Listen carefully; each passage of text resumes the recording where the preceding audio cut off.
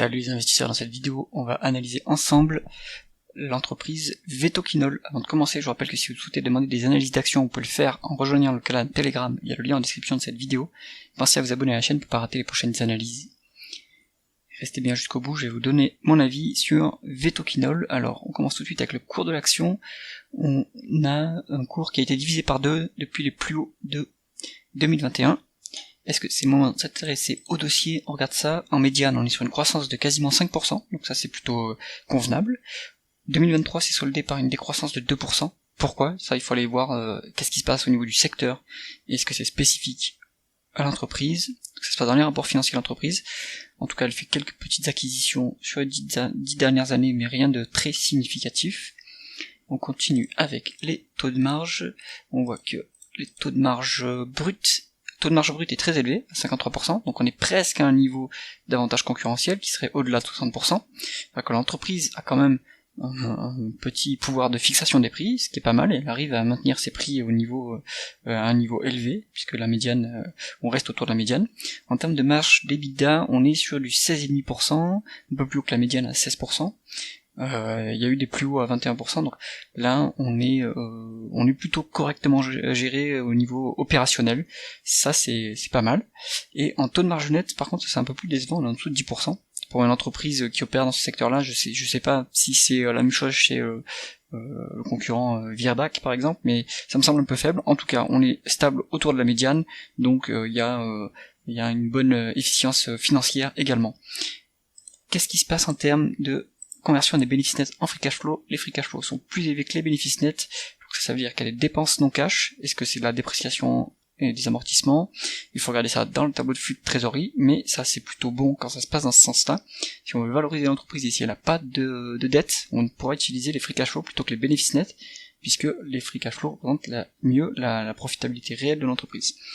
On continue avec la rentabilité opérationnelle. Il se passe quelque chose là, c'est pas bon. Alors en médiane on était sur du 9,5%, et là ça s'est craché sur la dernière publication. Donc est-ce que c'est un problème conjoncturel, ou est-ce que c'est un changement du marché, quelque chose de structurel? Ça se passe dans les rapports financiers, dans les conférences call, il faut comprendre ce qui s'est passé là, parce qu'au niveau de 7%, finalement c'est pas très élevé. Autour des 10%, là on commence à être plus serein sur la capacité de l'entreprise à s'autofinancer et à générer des bénéfices opérationnels pour les reverser en dividendes à l'actionnaire si la croissance est plus faible que 10%. Donc bon, ça c'est un point quand même à éclaircir, parce que c'est signe qu'il y a peut-être un problème sur l'entreprise. Continuons avec l'endettement. On est sur une dette nette qui est négative, aucun problème, on va pas s'attarder là-dessus, c'est plutôt bon quand ça se passe dans ce sens-là. Est-ce que l'entreprise rémunère ses actionnaires? On voit que le free cash flow sont à 72 millions et que le dividende est seulement 10 millions sur une market cap de inférieur à 1 milliard, donc on n'est pas très élevé en termes de dividende, peut-être entre 1 et 1,5%. On voit qu'on est sur un dossier dividende croissant. Après bon, en 2020 c'est un peu particulier, mais depuis on a augmenté les dividendes, il y a largement de la marge énorme pour l'augmenter. On est même pas on est à 1/7 des free cash flow, donc là-dessus le dividende est très sûr, il est même un peu bas, mais peut-être que l'entreprise veut conserver son cash pour faire autre chose. Maintenant elle a la trésorerie nette, qu'est-ce qu'elle fait de son cash? Est-ce qu'elle cherche à faire des acquisitions, ou est-ce qu'elle réinvestit dans son outil industriel?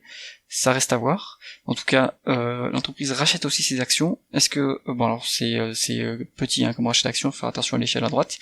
Donc questionnement sur l'allocation du capital quand même. L'entreprise n'a pas l'air de croître très vite. Est-ce qu'elle fait des acquisitions? Voilà, il y a une question là-dessus.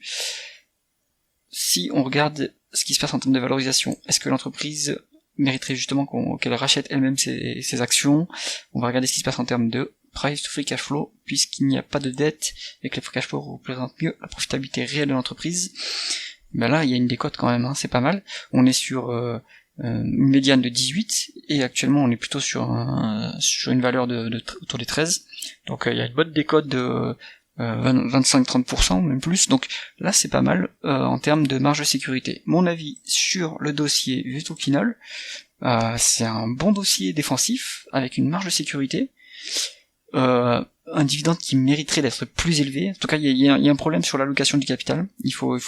Pourquoi est-ce que le management ne rachète pas plus ses actions, par exemple, ou pourquoi est-ce qu'il verse pas un dividende plus élevé, ou alors pourquoi est-ce qu'il ne réinvestit pas plus pour accélérer la croissance.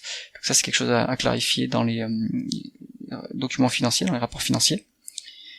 Et qu'est-ce qui s'est passé sur la rentabilité opérationnelle pour qu'elle chute brutalement sur les dernières publications. C'est tout pour cette analyse. Si vous avez aimé la vidéo, mettez un pouce vers le haut et pensez à vous abonner à la chaîne. À bientôt.